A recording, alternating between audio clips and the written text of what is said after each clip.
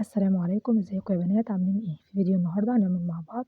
الفطير الفلاحي المشلتت بطريقة سهلة خالص، مش هتحتاج منكم حاجات كتير، كل اللي محتاجاه اللي في الطبق دوّة حوالي لتر ونُص من المَيّة، حطيت عليهم معلقة كبيرة من الملح، كوباية من السكر، الكوباية العادية اللي هي 250 جرام، دلوقتي هابدأ أنزل بالدقيق، الدقيق حوالي 3 كيلو. لو احتجت تاني بازوّد حسب العجين وحسب الدقيق اللي أنا مستخدماه، النوع اللي أنا مستخدماه اسمه الأهرامات، آمم لازمًا طبعًا ندخل الدقيق عشان لو في أي حاجة.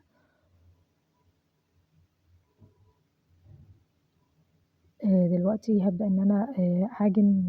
الدقيق دوّة كويس، وما استعجلش في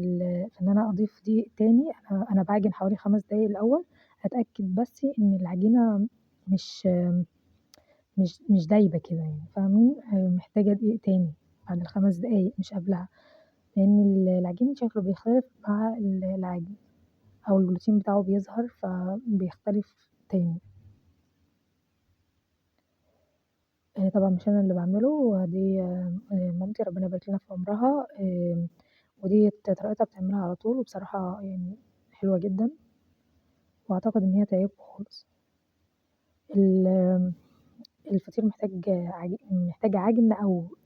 يعني كمية عجن كده كويسة إنكم تفضلوا تعجنوا فيه مش أقل خالص من 10 دقايق.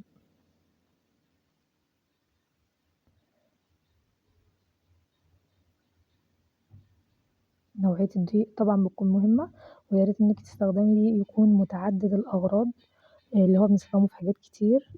ده بيكون أفضل نوع.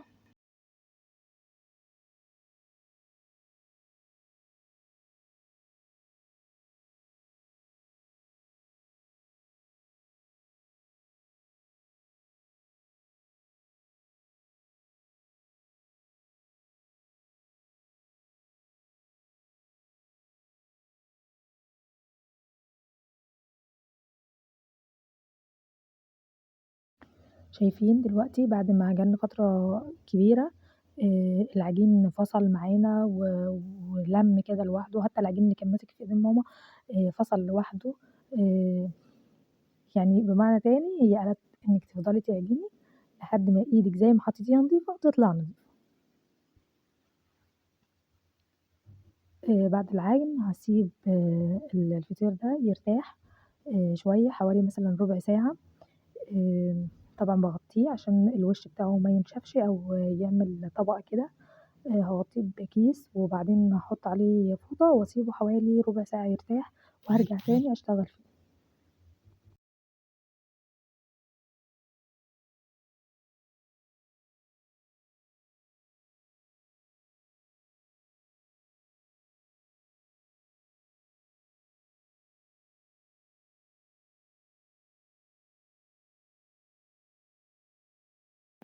دلوقتي فات أكتر من ربع ساعة، فات حوالي تِلت ساعة،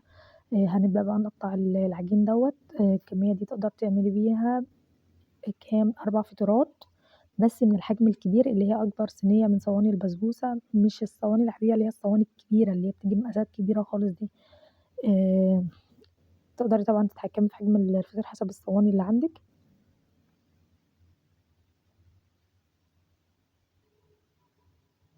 يعني نقدر نقول إن الفطيرة بتاخد في الصينية دي حوالي كيلو إلا ربع من الدقيق، شايفين أنا باكورها بتتلم كده بتتكور، بتبقى كويسة، العجينة ناعمة خالص زي ما أنتم شايفين.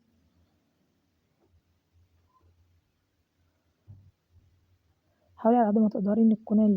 الأحجام قد بعضها عشان لمّا تفردي تكون الفطير نفسه قد بعضه، ما تطلعش واحدة مثلًا كبيرة وواحدة صغيرة، لو عندِك ميزان ومش هتقدري تعمليها بعينِك يا ريت إنِّك تستخدميه هيكون أفضل.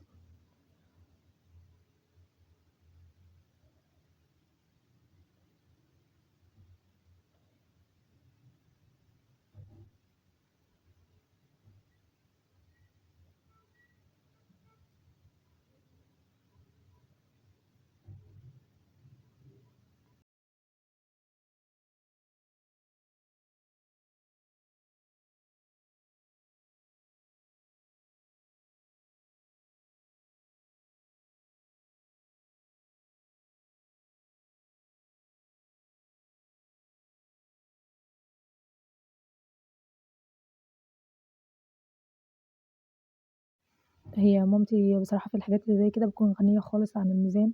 هي ما شاء الله إيديها حساسة للحاجات دي، ربنا يبارك لنا فيها.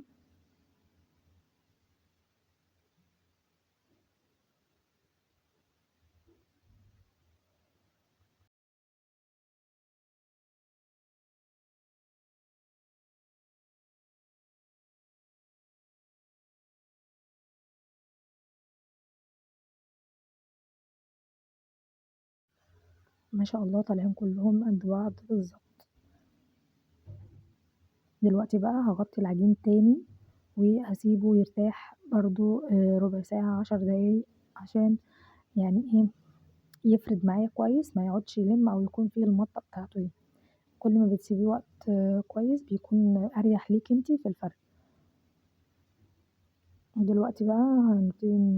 نشيل ونبدأ إن إحنا نعمل الطبق ده، الطبق اللي هو الكبير خالص أنا هافرد عليه. في كذا طريقة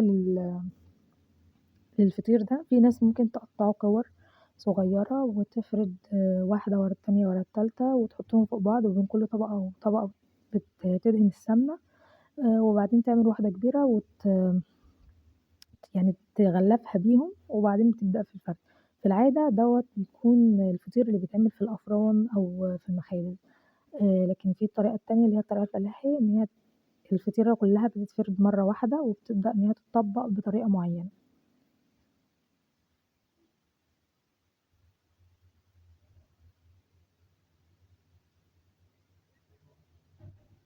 هتفردي يعني بالطريقة دي على قد ما تقدري وبعدين الحركة دي بتخلّي العجين يمُط معاكِ، وطبعًا لو أنتِ خادمة العجين في العجن نَفْسه بيفرد معاكِ جامد كده مش بتلاقيه بيقطّع مثلًا أو إن هو بيتكعكش تاني، الفطيرة دي يعني ما شاء الله هتتفرد جامد كده، بنمُط الأجزاء بتاعتها ما تخافيش وأنتِ بتمُطّي طالما عاجنة كويس، شايفين ما شاء الله طري كده وناعم وما فيهوش أي تقطيع ولا حاجة.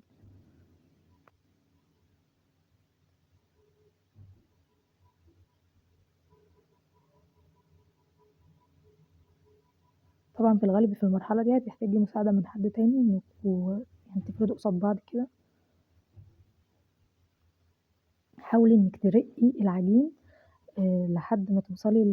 لحاجة رفيّعة أوي، بحيث إن هو ما يكونش معجِّن من جوّه أو تكون طبقاته سميكة، الحركة دي برضه بتساعدِك إنِّك تفردي الأجزاء اللي أنتِ مش هتطوليها،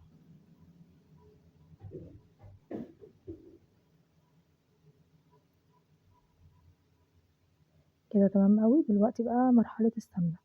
السمنة يُفضّل إن هي تكون فلاحي، دي بتكون أفضل الأنواع إنِّك تستخدميها، لو مش متوفّر عندِك ممكن مثلًا تستخدمي معاها خليط، بس ما يُفضّلش إنِّك تعمليها زيت خالص، لإن الزيت مش هيدّيكِ الطعم الحلو بتاع الفطير، فهي أهم حاجة السمنة، هو أصلًا بيعتمد في الأساس على السمنة، فأنتِ هتحطّي الفطيرة بتاخد يعني حوالي ربع كيلو سمنة، آمم، لو أنتِ مثلًا حابة إنِّك تزوّدي شايفة إنه عايزة تزوّدي تمام، بس حاولي إنِّك ما تقلّليش عشان ما يطلعش ناشف منِّك. السمنة طبعًا بتكون ساخنة، أنتِ بتسخّنيها وتسيبيها بس تدفى كده اللي هو تستحمليها، وبعدين بتبدئي إنِّك توزّعي السمنة على كل الفطيرة والأطراف اللي نزّلناها لتحت دي برضه هنوزّع عليها ال السمنة على قد بقى ما نقدر إن إحنا بنفرد الحركة دي بتقعدي تكشكشي كده شوية في العجين بحيث إن هو يبقى عامل طبقة، طبعًا كل ما بتتني جنب بتحطّي عليه سمنة تاني. يعني أنتِ خلاص حطيتِ في النُص تتني كده تحطّي سمنة، هتجيبي الطرف التاني سمنة برضه،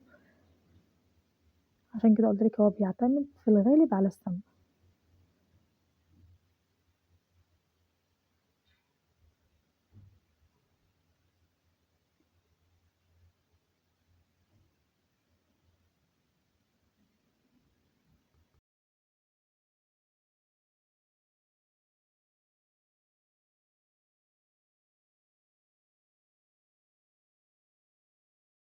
كده ده الطرف التاني هنتنيه على الطرف الأول، وافضلي اعملي الحركة دي اللي هو ادعكي شوية كده في العجين بحيث إن هو يتشرب شوية من السمنة. طبعًا أفضل حاجة كانت في الفترة دي إن إحنا في الشتا، فالسمنة ما طردتش لبرّه، عايزة أقول لكم في الحتة دي لو في أجزاء من الدقيق أو السمنة مخلوطين عملوا حاجة يعني جُم على العجين، الأفضل إن أنتِ تشيليها علشان يعني ما تبقاش عاملة زي كُتلة كده بعد السِوَى يعني.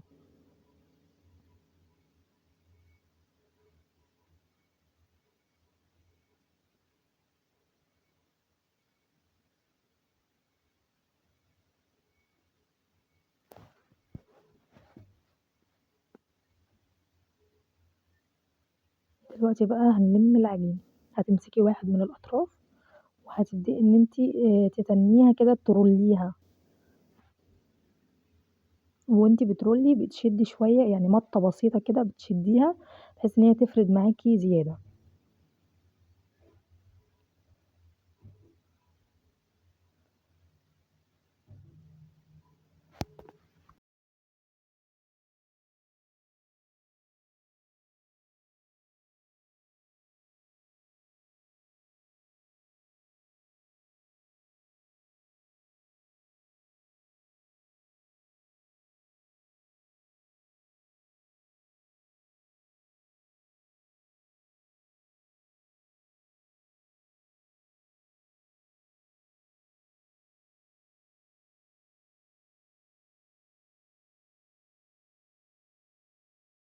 آخر جزء بتفرديه وتحطّي اللفة اللي أنتِ عملتيها دي أو الرول اللي أنتِ عملتيه عليها، وبتسحبي الأطراف بقى لجوّه كده بحيث إن أنتِ تلمّيها مع بعضها.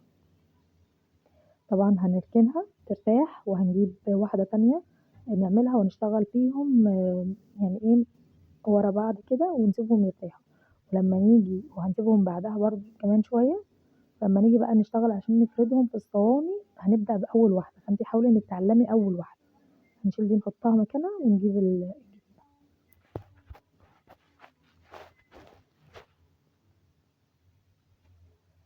كده عملناهم ما شاء الله أهُمّة ال4 جاهزين وزي الفل. هنبدأ دلوقتي إن إحنا نجهّز بقى الصواني عشان هنشتغل فيها. بدأت إن أنا ألمّها كده وأفردها، أنا بس باجيبها وأدهن الصينية حاجة بسيطة خالص من السمنة برضه، وأحط الفطيرة وأبدأ إن أنا أفردها، طبعًا الفرن كان شغال أول ما بدأت إن أنا أفرد في العجين، بحيث إن هو يسخن دي الشُعلة شايفين هادية مش عالية أوي علشان ما يحمرّش من برّه ويفضل ني من جوّه، وتحت برضه بتكون متوسطة. أنا فردت كده الاتنين وهادخّلهم هادخّل اتنين مع بعض، طبعًا الفرن ده بيوفّر عليَّ كتير، لو الفرن التاني مش هتدخّلي غير صينية واحدة، شايفين دوّة بعد حوالي 5 دقايق كده من الوقت كانوا بدأوا ياخدوا لون ويحمرّوا، وكمان بينفخوا كده يعملوا نفخة شوية، ما شاء الله شكلهم بس كان وريحتهم يفتحوا النِّفس، آآ لونهم كان جميل جدًا، ده عيش أنا حاطاه عشان بس نُص السمنة اللي هتنزل لإن بتكون زيادة عليه. أنتِ طبعًا تقدري تحطّيه على أي حاجة تانية لو حابة مثلًا إنِّك تاخدي السمنة التانية دي تعملي بيها حاجة ممكن لو عندِك شبكة أو حاجة إنِّك تحطّيه عليها، شايفين اللهم بارك اللون حلو جدًا وطري مش مش ناشف من جوّه، قرمش كده من برّه وطبقته حلوة، السُكّر اللي إحنا حطيناه بيدّي له طعم جميل جدًا، بيسكّره كده شوية، طبعًا هو لسه السخن ملهلب،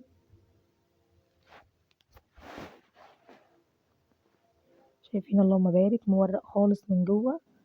مش مكتّل أو معجّن أو حاجة، توريقته جميلة. وطعمه كمان ده كان فيديو النهارده وأتمنى إن هو ينال إعجابكم حلو أوي وجرّبوه وعرّفوني عملتوا إيه.